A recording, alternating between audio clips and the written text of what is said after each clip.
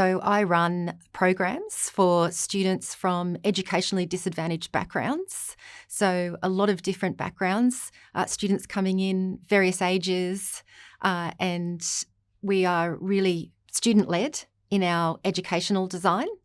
And so, really interested in always understanding what students' needs are.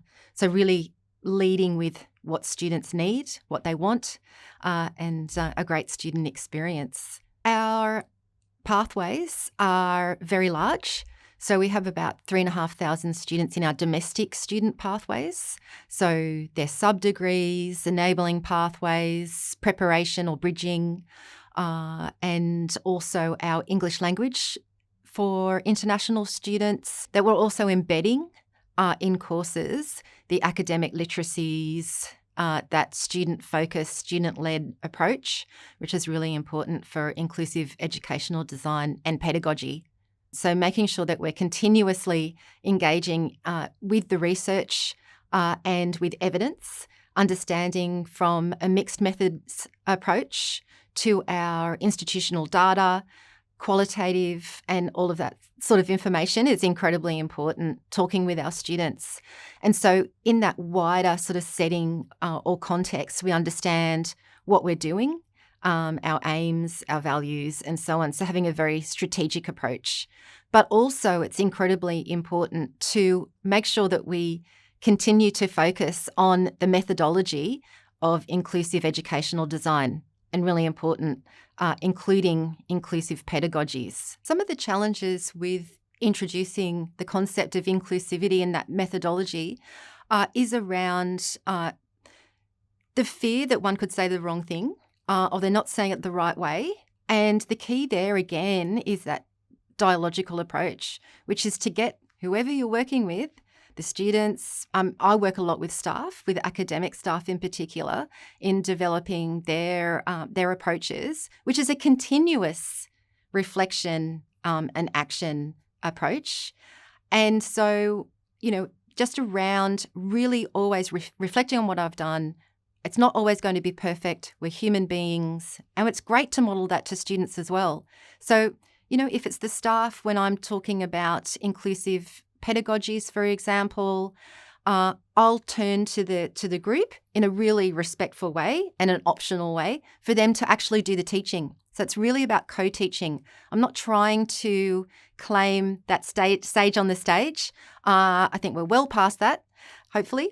And, really it's about the sages in the audience, the sages, we're sort of co-learning together. And that way, it creates that safe space for everyone, I think, that you feel like you're able to do it in a relational way. Because education essentially is all about relationships, and we just really need to remember that and not get too much into that self-doubt or imposter syndrome and so on. Just, be brave in that way too, I think. And this works also with any level. So it could be with your prep course, it could be in first year, transition pedagogies and so on. But it's also really important that every learning experience also needs to be inclusive of every level of everyone. And so, even with my PhD students, for example, all of this method is incredibly important to get them having a great experience, to get the best thesis possible, and then to complete and have a wonderful time.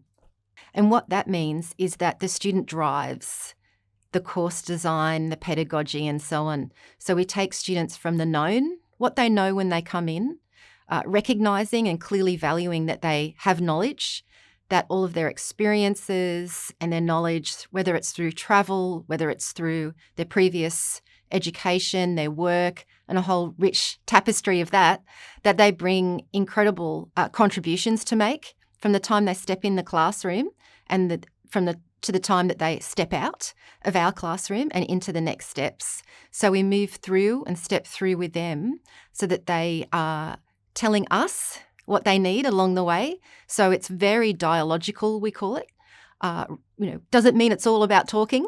It's really about relating to the students. And you can do that in very large programs, in very large cohorts, by utilising techniques and changing up classes. So not just following one technique in a class, but following a few different strategies and making them responsive. So if we feel that group work isn't working well, or if we feel that, we're doing a task and it's not working well, to be okay with pivoting, all of those things that we talk about on that wider scale, and making sure that we're doing that on the micro scale as well. So making sure that each student is interacting, and that's just a continuous process.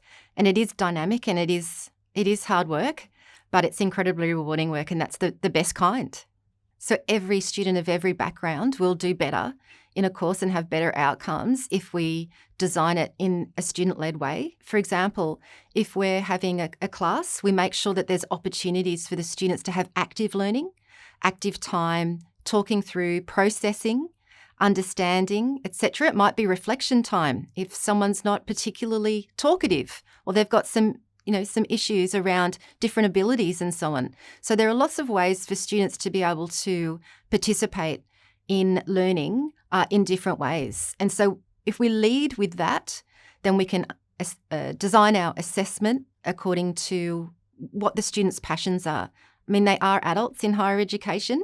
They have a lot of knowledge, and they have a lot of opportunities to share that with us. And that's what we're really looking for, is applying a concept or a fact continuously throughout each time we introduce them, and stepping students through to their own lives. And so assessment can be structured that way, whether it's mathematics, how we understand it in the context of their everyday life, taking them from that more introductory level and the academic literacies, making sure that we're teaching them everything we expect of them and not expecting them to try and decipher that, because there is advantage there with people who do have backgrounds, friends, family, networks, where they can draw on what are they really after here. We don't want them to feel like that's not okay.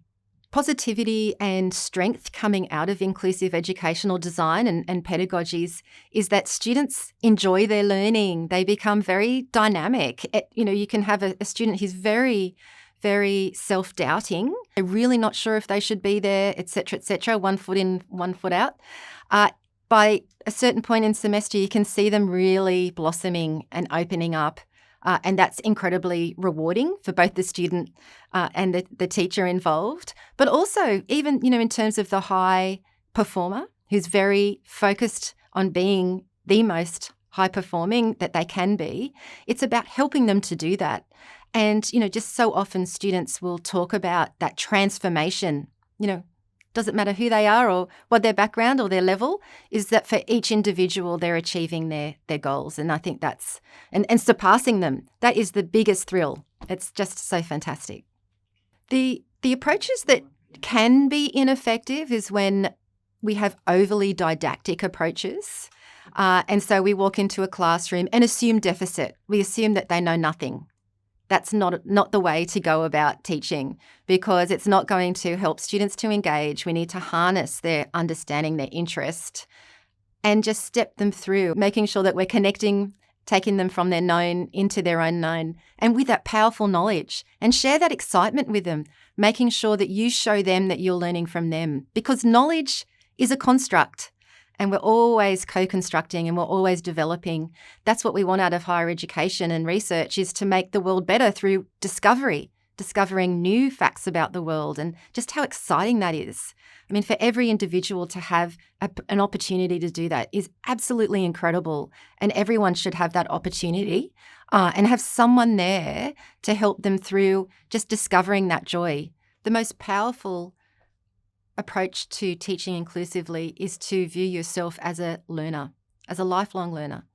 So rather than coming in with the expert type of approach to things, which of course, staff have expertise, but as we know as experts, this is something that's always developing. So knowledge and research, it's not an endpoint,